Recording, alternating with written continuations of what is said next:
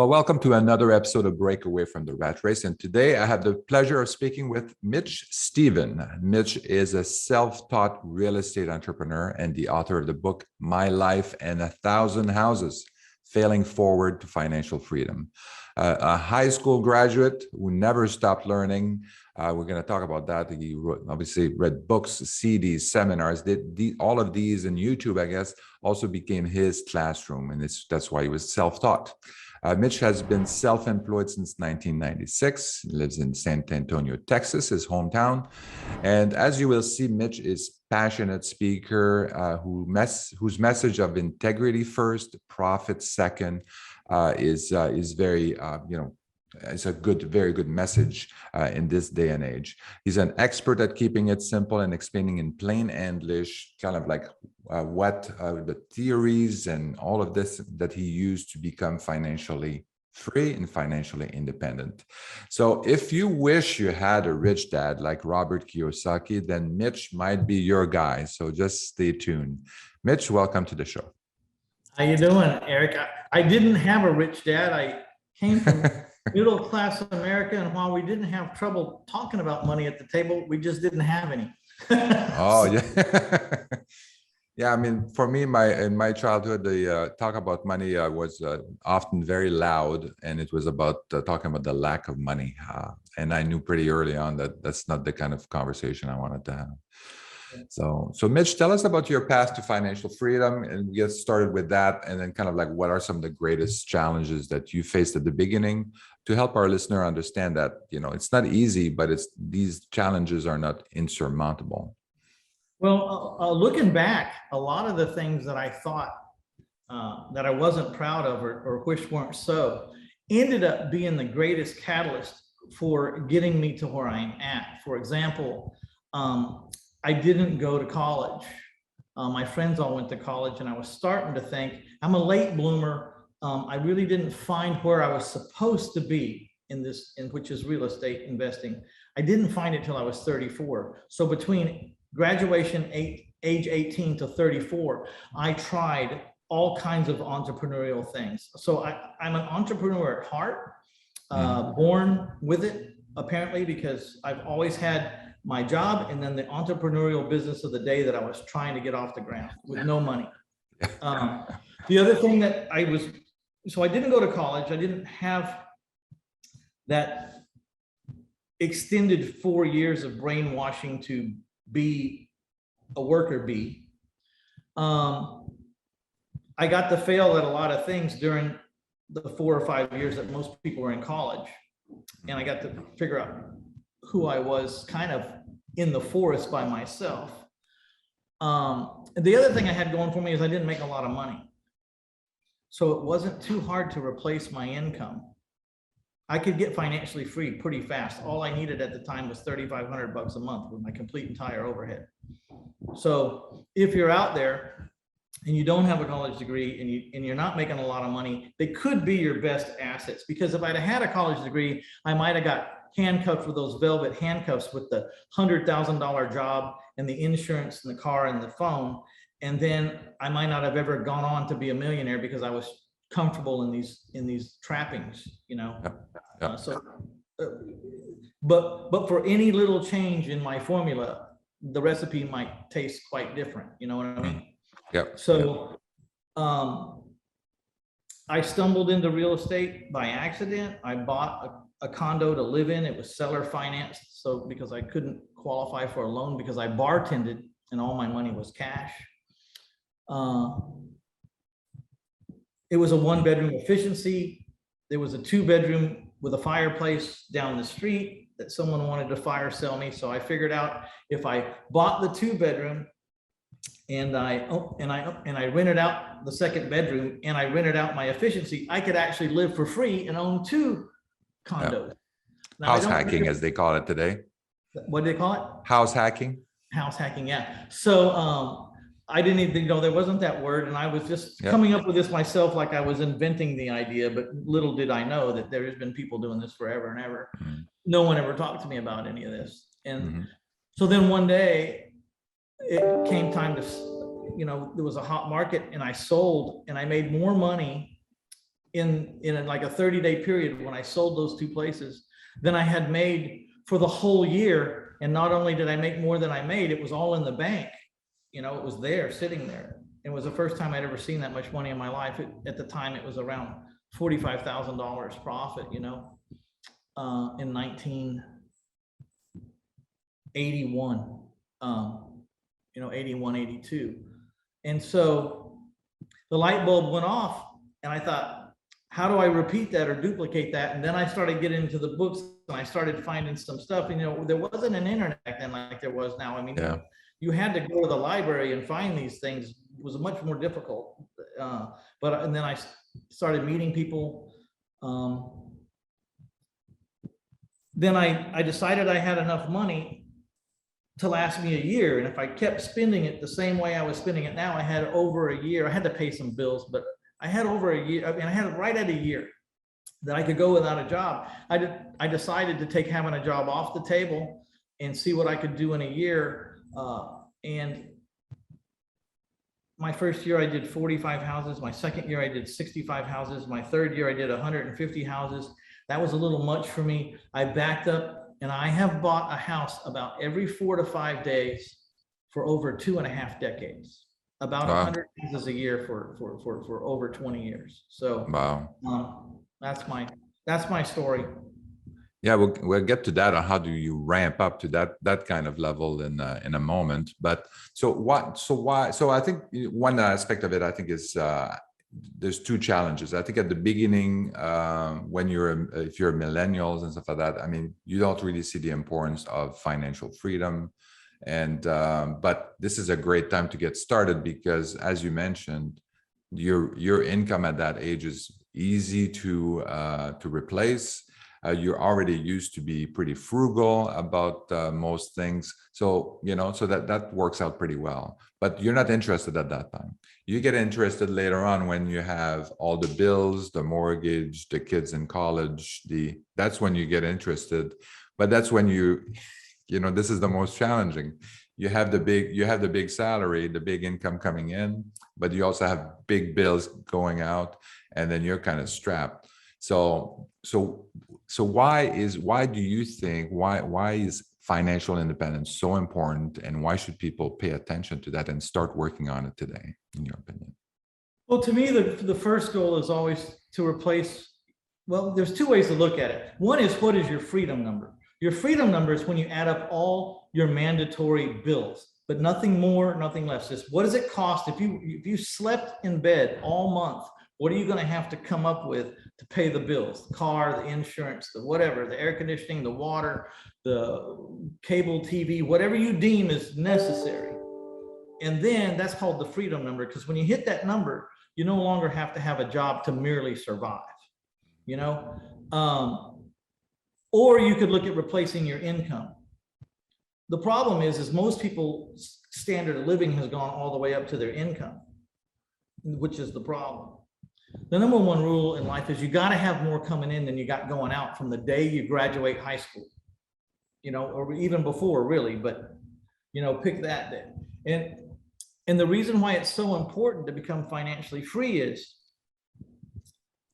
I figured if being wealthy was in the cards for little old Mitch Stephen, it would happen after I didn't have to have a job. And here's why. So the first job was to replace whatever I was making at my job to survive and pay my bills, because I was barely surviving with my job. My first goal was to replace that. One is it's great because typically that's not such a big number for a lot of people. It's a small goal to think in the United States of America that I need to make $3,500 a month and come to my mailbox regularly. That's not a big goal. It's a matter of fact, it's a pretty tiny goal. Although when I made the commitment to do it, it seemed like almost damn near impossible until I started getting involved with just that little goal in mind and starting to figure out, hey, I just made a deal that brings in 400. I just made a deal that brings in 300. I just made a deal that brings in 250. And I was gaining on it. And within 6 or 7 months of just focusing on that, I got rid of my job.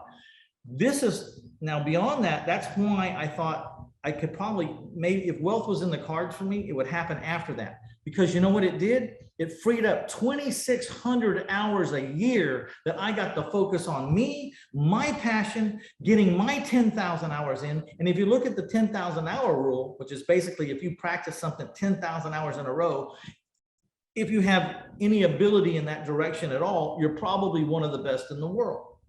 Okay. Now that doesn't mean if you can't sing and you practice singing 10,000 hours, that ain't going to work. So there has to be some kind of natural passion or talent or some kind of connection born inside you for it. But once you find it, you spend the 10,000 hours. Well, at 2,600 hours a year, you're looking at a little over around 4.5 years. You got your 10,000 hours in. One guy explained it like this. If you took all the books about the Civil War, and I'm just picking a random topic, and you piled them all up behind your house, and then every morning you woke up, you got on the roof, and you dove into this pile of books. You grabbed one, opened to any pages, and started reading. If you would read a half hour a day, by the end of a year, you would, if you had any retention at all, you would be a world's authority on the Civil War. To put it into context, a half hour a day, just on one topic. So unfortunately, real estate investing and running a business can be a little bit bigger, more complicated than the history of that war. You know what I mean? But not that war wasn't complicated, but the history of it. And so that's what's important, is because, and that's why, Dale Ramsey, their goal is to become debt free, and they do the primal screen. Well, at my offices, we ring the bell when people become financially independent. That's what turns me on. I don't know why. Dave Ramsey likes to get people, out of debt. I look at debt a little bit different. I look at, we celebrate something a little bit different. And the reason why we celebrate it is, once you don't have to have a job, it's time for you to become who you're supposed to be in this world. And that doesn't mean you have to be rich. Maybe you don't want to be rich. Maybe that's not what your calling is, but you get to be 100% or 110% of what you want to be, what you're supposed to be, what you were born to be. And you also have the chance to go through and figure out that you might have been mistaken on a couple of things and that you ended up over here. Like, I didn't have any idea that I was supposed to do this. It took me a long time to figure it out. Yeah, this is very different than, some of these get rich scheme that we hear on TV. You can have a Ferrari, you can have this, I'm not interested in a Ferrari. I'm interested in being able to not having to work every day and being able to take 6 months off and go and travel the world and do whatever, and so that, I think that's what's important. It's living your life fully. My life has always been about, it was never about how much money I had in the bank, because I never allowed any money to stay in the bank, because I looked at money in the bank as, this money is waiting for an excuse to disappear. If I can throw it into a storage facility or a rental house and I can tie it up, I'll be forced to deal with these emergencies some other way. And I will do it, because you would do it. If you don't have a choice, you always do it, So I like to keep my money tied up. My life had always been about cash flow. How much is coming in every month? How do I increase how much is coming in every month? I knew if I got my cash flow up and up and up and up, that money in the bank would be no problem. Because whenever I wanted to stop buying assets, it would start to stack up very fast. And my bank always got on me. They're like, man, can't you leave 500,000 or $1 million in the bank? I said, you know how much $1 million can make a month? Why the hell would I leave it in your bank? Oh, I know why. Because you want to make the money off of my money. Exactly. They always begged me to leave, $1 million in the bank for years. And that makes no sense to me. $1 million in your bank. I could put $1 million in your bank at some point, but I'd be stifled. It would make me throw up, because I'm used to making 25, 30, 35% on my money. On $1 million, that's $350,000 a year. You know what I mean? I'm going to leave it in your bank and miss out on that? Bullshit. That's the other thing too. And sometimes the bank account, at least you can see the cash and you say, well, I need to do something with it. But sometimes it's hidden. It's kind of like it's in equity or it's in self-directed IRA and stuff like that. And it's just like, it's stuck in weird places. And that used to drive me nuts because I would come home, I work my ass off, and then I'd come home and I would watch my house, my equity. I had a lot of equity built into it, and I couldn't extract it. I extracted the maximum of it, but it was like, it would drive me nuts. It's like, I have all this equity, like sitting, I imagine the equity, like sitting on the couch watching TV while I was just like working my ass off. And it's just like, this has to change. I have to have that equity, that cash work for me every single moment. And this is the difference. This is the different point of view. A lot of people are about accumulation, and this is not about accumulation. It's about cash flow. Yes, and the other thing is when you make some good money, you have to be careful, because what most people make a lot of money, they go buy a boat, which not only does the boat cost money, but then it costs money to store the boat, to do the maintenance on the boat, to run the boat. You know, it's like the boat isn't just the monthly payment or the cash outlay. That expense goes on and on. I learned very quickly that you don't own toys. The toys own you. And if you don't think that's right, then go pick up your jet skis, and then their battery's dead because you haven't run them for 6 months, and find out who's working for who. Yeah, exactly. You'd be working. So I have a friend that he has a house on the lake, and that's exactly it. He has like 2 boats, 3 jet skis, and all of that. And what does he do all day? He fixes boats, jet skis. So, you know, the philosophy is, if it flies, floats, or faces the water, rent it for the weekend, rent it for the week, rent it for the month. And when you're done, stop the expense. Now, you'll pay a little bit of a premium for that, maybe, but it's way cheaper than owning a boat for the whole year. Yeah. No, I totally agree. If you go out on a boat every day, I get it. If you're a boat person and that's your thing, then I get it. But, you know, a person can really only have like one thing that he really likes to do a lot. And then sometimes those change, you know, I'm tired of that. Now I'm going to go do this. Well, okay, good. I get it. So I started out very out of the box. And this is what I like to talk to, like, the new people out there. We're limited by this. Our limiting beliefs is what hold us back. I break through limiting beliefs every year. There's always another level to go to. And I always have myself capped in my mind. And then when it's so obvious that, look, the next step is there, but you can't do that because, okay, let's get with the people that did it. Let's let them tell you how they did it, or how you might do it. And like, let's get past the limiting belief.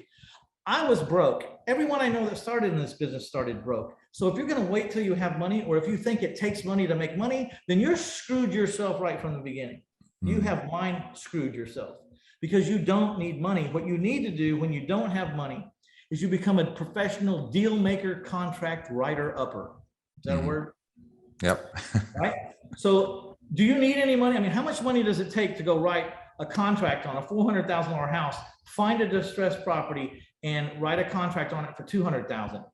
Now, I understand you don't have the $200,000 to buy it, even though it's worth $400,000, but someone out there does, and they want to split that profit with you 50-50 or 60-40 or whatever. You know, a percentage of something is better than nothing. Plus, you're honing your craft, you're expanding your networks, and you're connecting to people who can fund you and building a reputation.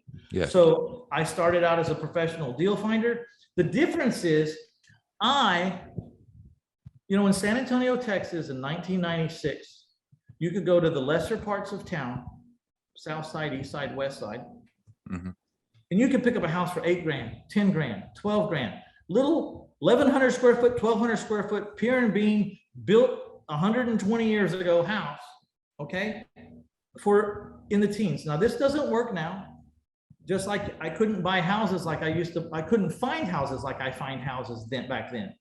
You know, back then you could get in the classifieds at 8. By 12 o'clock, you'd have a perfectly good house, would work 9 ways to Sunday. And if you screwed up, you'd get 2 contracts, and you didn't know how you were going to buy both of them. You know, and you could do it any day of the week. There was no competition. There wasn't a guru on every corner. There was no seminar, HGTV, anything.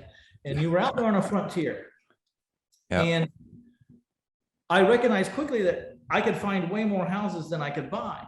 But I also recognized in 1996, something else that doesn't work, that if you had good credit, you could apply for all the credit cards in the world, and they would send you all the credit cards in the world with cash advance maximum, you know, just like it was the only card you ever applied for. You'd get the maximum cash advance limits, and everything they offered, you'd get. So I applied to all of them, and I picked up 50 credit cards that all had $10,000, $15,000, $20,000, a couple of them $30,000 cash advance limits. And I started buying houses with my credit cards. Here's a, $8,000 house. I go to the bank, get 8,000 on my credit card. I go and buy it, minus whatever the fee was.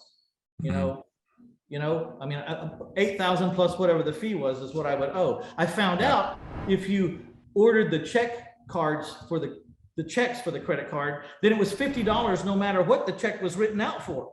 It was $50 a check, no matter if you wrote it for $1,000 or you wrote it for $10,000. Oh, wow. So I started writing checks. Go big. Yeah. So then I got 50. I called all those banks and found out that the 40 of them that offered checks in a flat fee.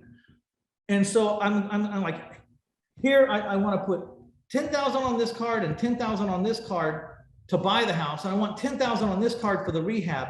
It was 0% interest, okay, for 6 months or 8 months or 12 months or some of them 18 months. And I wasn't going to have the house for 60 days or even 30 days sometimes, or even a day sometimes, but I needed to own it, and I needed to slow down, get the maximum thing in, get the maximum buyer to commit. And that's what took the time, is to find the max. I could have sold them the day I bought them for anything, but I wanted to get the max. So I needed to own them.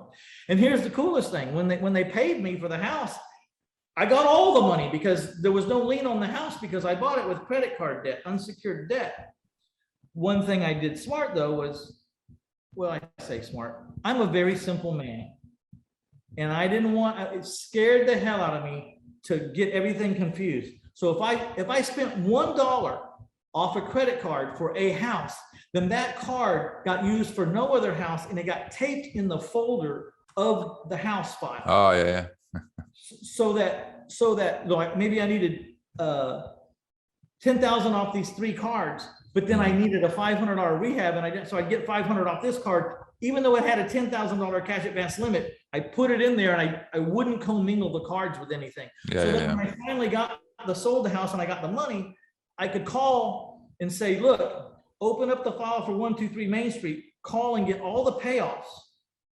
Tell me how much they total, write a check to every one of them, put them in the mail, certified, signed for receipt, because these bastards will hold your check till you cross over the 6-month limit or until you're late, and then they want to charge you 25%. So they'll hold your checks. If you're a day or two from being late, they'll hold it for 2 or 3 days because they did it to me. So you got to sign, and then whatever's left over, I mean, I can do the math. I'll figure out what's left over. That's my profit. And that's how it went for my first 100 houses. By the time I did 100 houses that way, banks were calling me. Wow, that's good. So Mitch, so I want to make sure that this is also like practical. Like I want our listeners to like take action and know kind of like what's the direction. I think you have an amazing, life experience and stuff like that behind you. But so my question to you now is kind of like, what is the advice you would give? So if you have listeners that they know their freedom number, right? They know how much they need to live every month. And I use the same in my book as well. So I have kind of like expense number that you need to live on. So what is the advice you would give at the beginning? Let me bring that conversation in today, because some of those things don't work now, but there's parts that do. So, let's say you're buying a house for $100,000 and needs a $50,000 rehab, and it's going to be worth $250. Okay. I'm just using hypothetical numbers here. Follow the theory, not the numbers, follow the theory. You could put the $50,000 rehab on your own credit card at 0%, no payments due for 8 months. And now you only need to go to a private lender for $100,000 that you're going to put $50,000 of your own money into, that's going to be worth $250. How hard is it to find that guy? It's not. You just made it a no-brainer because you took $50,000 out of the equation. Yeah.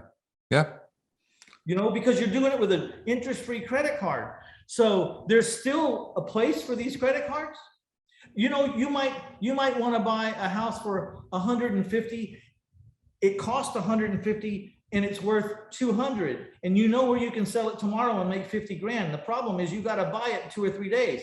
Go ahead and put 50 grand on your 2 or 3 credit cards and just go ask somebody for 100. Make it easy for them to commit. Make it like stupid for them to commit. Yeah. You know what I mean? Yeah.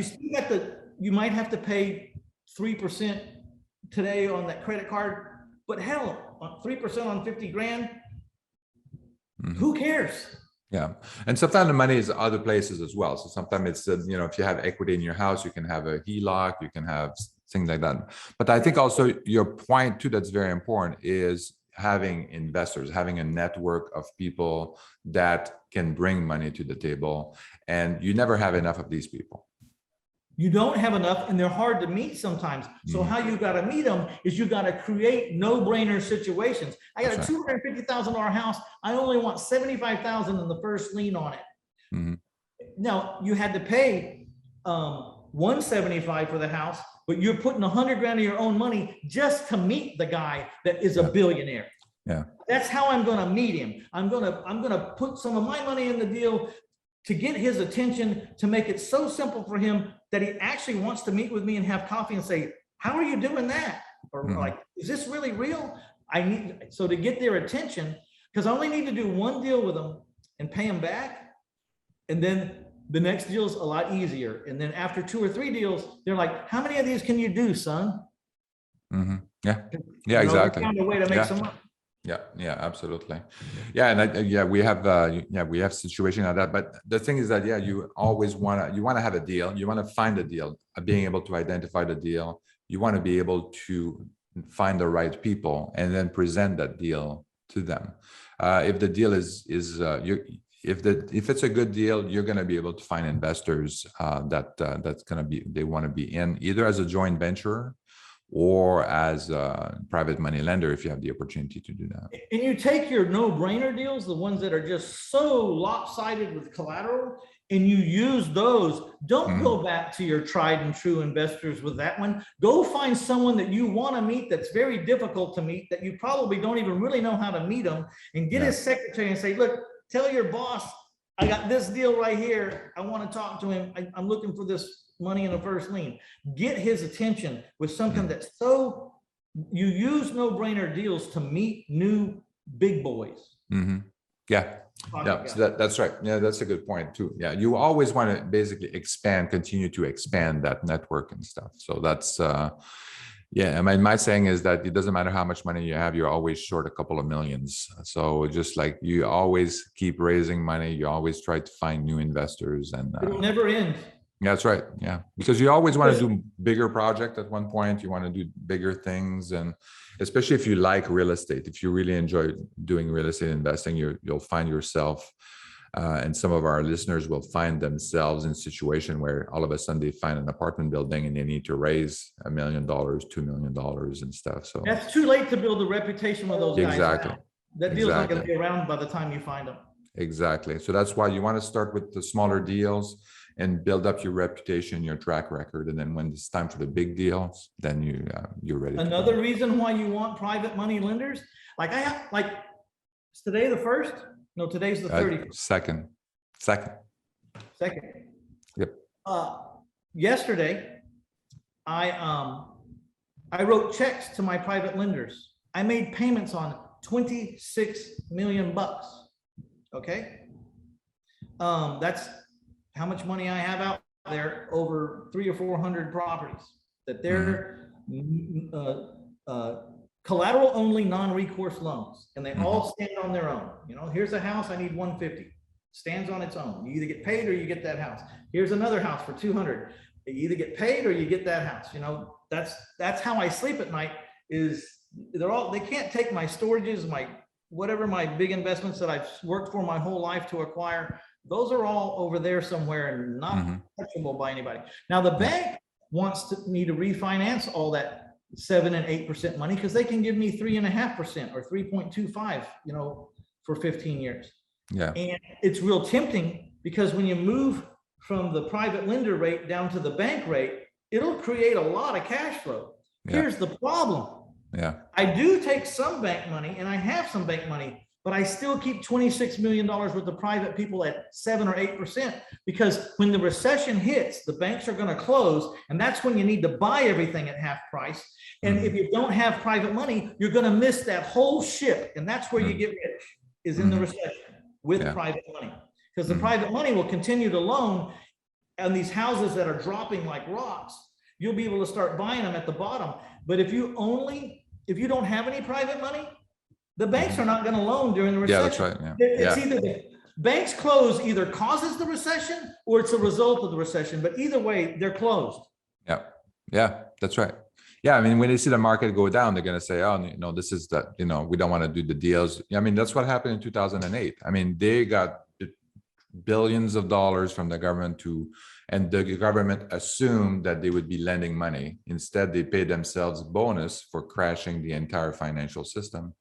But they were not lending any money, only to their friends and people that were part of their network. Actually, I'm not part of that. Themselves under a different entity name, they were continuing to buy the collapsed money with the government, the collapsed products with their money, or foreclosing on things. So it's real important to keep a balance of private money, because in that 2008 recession, about 2010, I snapped. I said, you know what? This is the time to get in. Everything is like, the prices of houses are like from 15 years ago. And I'm going to go back and start buying. I was buying a house a day until I scared myself at about 45 houses, because I had 100 or so houses, and some of them were I was having to foreclose on them. So that number was going from 10 foreclosures to 15 foreclosures to 20 foreclosures. It eventually got up to 30 foreclosures, but I didn't know when it was going to stop. And then I'm over here buying a house a day for 45 days. I look up and I got 75 vacant houses, and I'm thinking, okay, maybe I should stop. I don't want to stop because I still got more private money and there's still deals, but I'm starting to get scared. And then I started seller financing my houses, and I sold all those houses in 60 days. Wow. With 10% or more down.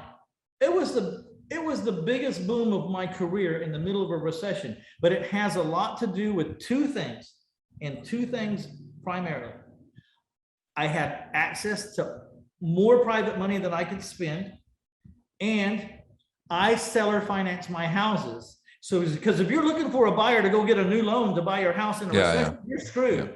I was seller financing my houses on 30-year notes at 10% fixed. If you give me 10% or more down, and boom, they couldn't even get a loan for a regular house for regular financing because the banks were closed.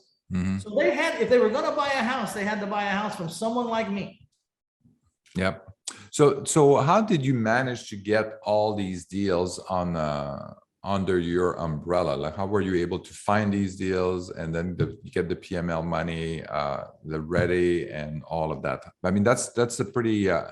Did you have a big team working with you to kind of like put these deals together and buy them, or you did that yourself? Or well, let's get one thing straight from the beginning. You don't have to do 100 houses. You don't have to be like me or want to be like me or be bigger. And believe me, there's people bigger than me. There's always a bigger, faster gun down the street. So I'm not sticking my chest out saying, because I know, like, in a mile radius of me, there's someone that can wipe their backside with my financial. I know that. But there's also a lot of people that would like to be where I'm at. And you're not competing with anybody. You're competing with yourself. How do I do better next year than I did last year? How do I improve my sales every month or my acquisitions every month until I get to a point that I want? If a person just buys 5 or 6 houses and flips them a year, probably change their whole life. Yeah. Even two houses a year, probably change their whole life, especially if you're doing it on the side. But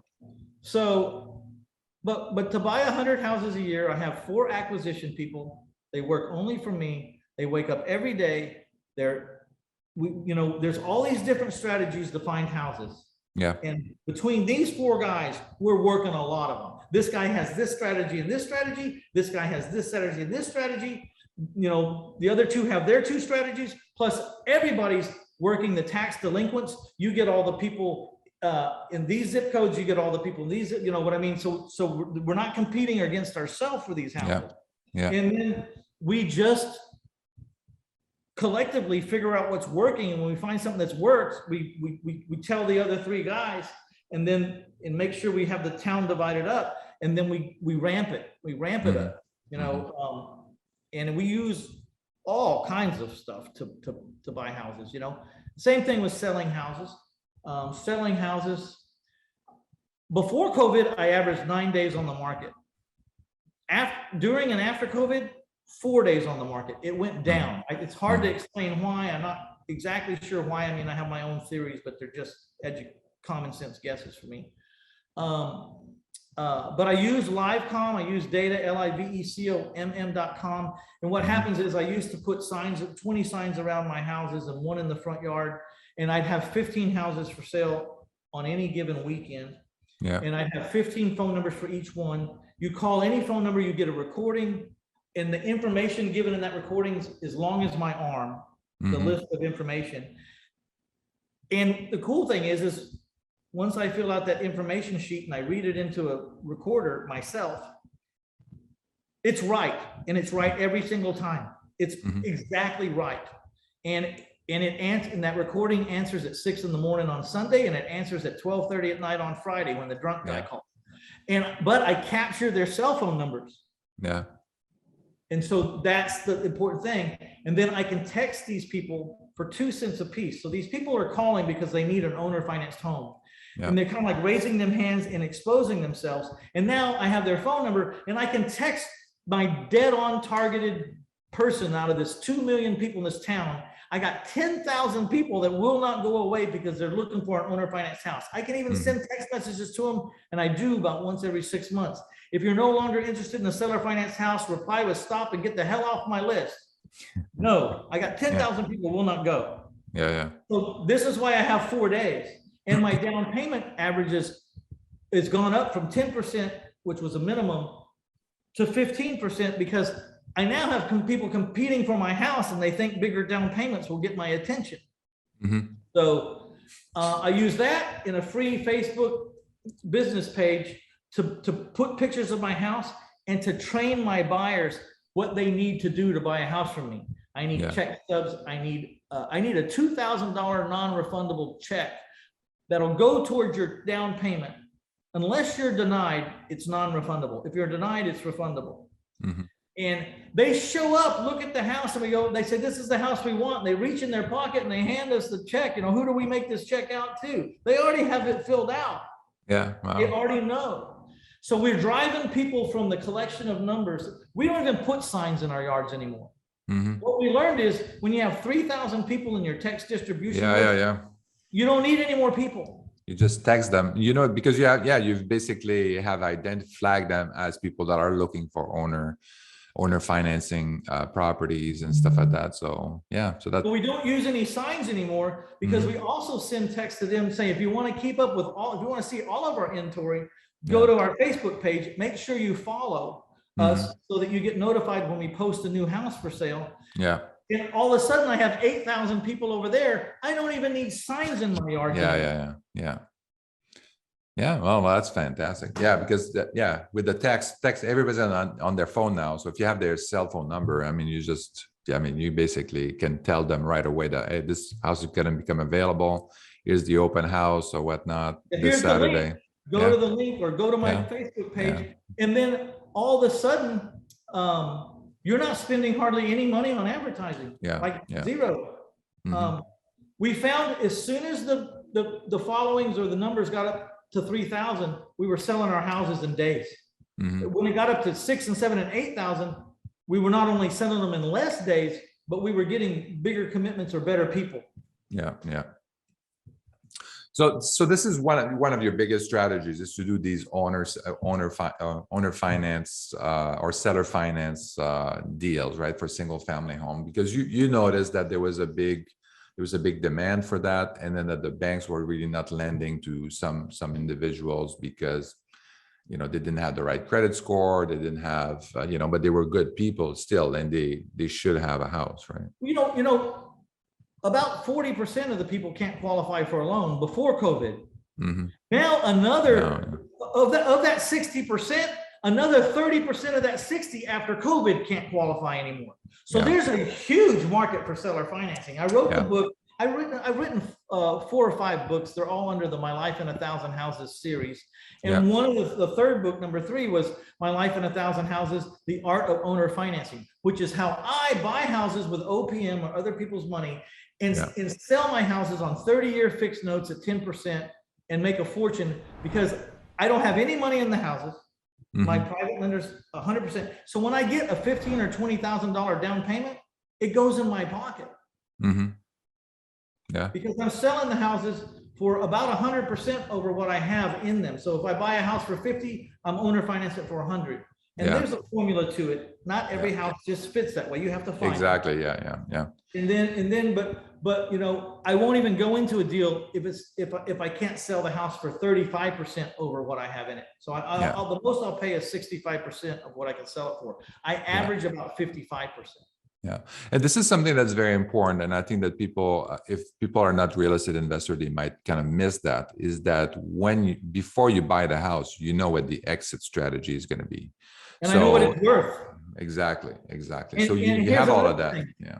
The reason why I picked seller financing is because, you know, this is, I have this debate in my book, The Art of Seller Finance. You know, there's being a landlord, and that's the thing that everyone's taught everybody. And to me, it's kind of they've really fabricated a lot of crap over here, because they're showing you all the good stuff, but they're not telling you about all the liabilities in this plan. Because they're trying to sell something, or they're trying to sell the idea or the course or whatever. Over here, so I compare them. When the rent comes in, if the rent comes in for 3 or 4 months, I don't even know if I can spend it, because if the freaking air conditioner breaks, it could be $3,500, and I don't know whose money this is, mine or the air conditioner man. But when the mortgage payment comes in for my seller financed home, and I collect even just $500 for the month profit, I can go spend that $500, because if the air conditioner breaks, it's not my it's not my house. It's not my air conditioner. So I take all the time that a landlord spends in property management and all the money that he spends in the maintenance, and I just go find another owner financed house. That's so sounds good. I'm a big supporter of seller financing over traditional landlording and buy and hold. But it's not to say that either plan is right or wrong. It's what suits you, how you see it. Yeah. As you can see, Mitch has done like multiple businesses. We've only scratched the surface here in our conversation. He wrote a bunch of other books, as you can see. He also has a podcast, Real Estate Investor Summit podcast. So you want to watch that. And so Mitch, I'm also obviously going to put a lot of that information, a lot of the links into the show notes, but what's the best place for people to find you? The only thing you got to know is 1000houses.com, 1000houses.com. If you get over there, there's links to my podcast, link to my YouTube channel, link to my books. I mean, you can go there and just get sick of Mitch Stephen. I mean, just get so much of Mitch Stephen. No. You just can't even stand the guy anymore.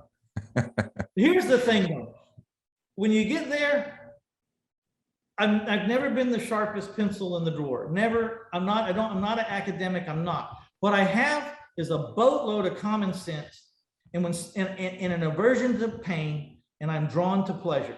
So I take my common sense and I start to figure out, how do I keep from getting hurt like I just got hurt yesterday? And then you start to figure out how not to get hurt. And then you also start to learn how to ramp up the things that feel good.